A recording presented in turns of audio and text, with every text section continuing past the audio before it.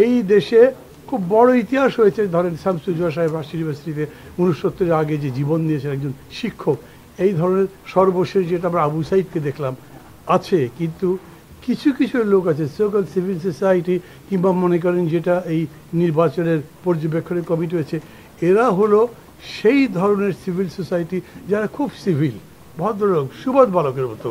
ওখানে গোলমাল হয়েছে ওটা তো আমার দেখার বিষয় নয়, আমি আমার কাজ করছি। এবারে ড্রয়িং রুম ইন্টেলেকচুয়ালিজমের মতো। এখন পৃথিবী হলো পাবলিক ইন্টেলেকচুয়ালিজম।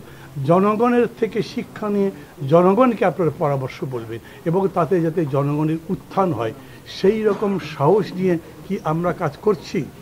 যেমন ধরেন আমার কাছে মনে হয়েছে যে আপনারা এই উদ্যোগটা নিলেন খুবই ভালো, কিন্তু আমি আপনাদের সম্পর্কে কিছু জানি না।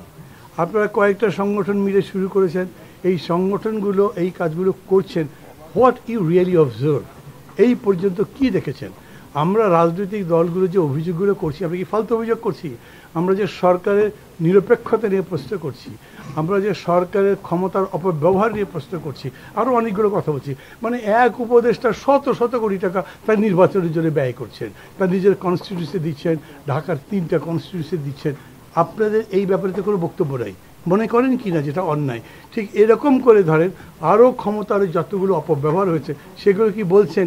এখনই বলেন না, ভোটের পরে যে বলবেন এটা বিশ্বাস করা যাবে? এখন এই সরকারের জন্য বলছেন না, আর তখন নির্বাচনের পরে যারা জিতবে এখনই তো গুনে গুনে পুলিশ চলে। সানবিট সব দিবে সামাল। সানবিট ম্যাজিক প্রেস ডিশওয়াশিং এর মাথা ঘোরানো সলিউশন। পুলিশের কাছে মামলা দিতে গেলে যদি দেখে যে না এই লোক জিতে তো ক্ষমতায় যেতে পারে, মামলাই দেয় না। এরপরে যখন ভোট হবে না, ভোটের দিন ভোটের বাক্স বগলের নিচে হাঁটা দিল, ও যদি দেখে যে ওই ক্ষমতায় যাবে তাহলে পুলিশও কিছু করবে না। পুলিশ সম্পর্কে আমি ক্রিটিক্যাল এই কারণে, আমি দেখছি যে গভর্নমেন্ট এই পুলিশকে স্ট্রেটন করার জন্যে, এইটাকে তার দায়িত্ব যথাযথভাবে পালন করবার জন্যে যা করা উচিত ছিল কিচ্ছু করেনি। 2বার প্রফেসর ইউনূস তাদের সাথে বসেছেন, তাদের বলবার কথা ছিল দেখো এতবার একটা অভ্যুত্থান হয়েছে, অনেক ঘটনা ঘটেছে, তোমাদের উপর একটা ট্রমা তৈরি হয়েছে, পুলিশকে পিটিয়ে মানুষ গাছে লটকে রেখেছে, ভয় হয়তো পাচ্ছ, কিন্তু আমি তোমাকে অ্যাসিওর করছি এরকম ঘটনা আর ঘটবে না। কিন্তু যারা মানবতা বিরোধী অপরাধ করেছো তাদের তো বিচার হবে, সাজা হবে, তোমরা দেশ গড়ার কাজে আসো। আমি এই রকম অ্যাপিল দেখিনি।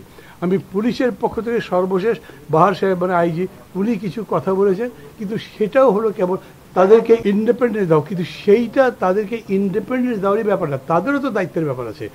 পুলিশ হলো সবচাইতে ভাইটাল ইনস্ট্রুমেন্ট বা ইন্টারনাল অ্যাডমিনিস্ট্রেশনের জন্য এবং নির্বাচনের জন্য, সেটা করা দরকার। কীরকম হয়েছে জানেন, এইবার কিন্তু মানুষের এক্সপেকটেশন অনেক হয়, বাট পলিটিক্যাল পার্টিগুলোর বিহেভিয়ার তার সাথে যাচ্ছে না। That is the reality.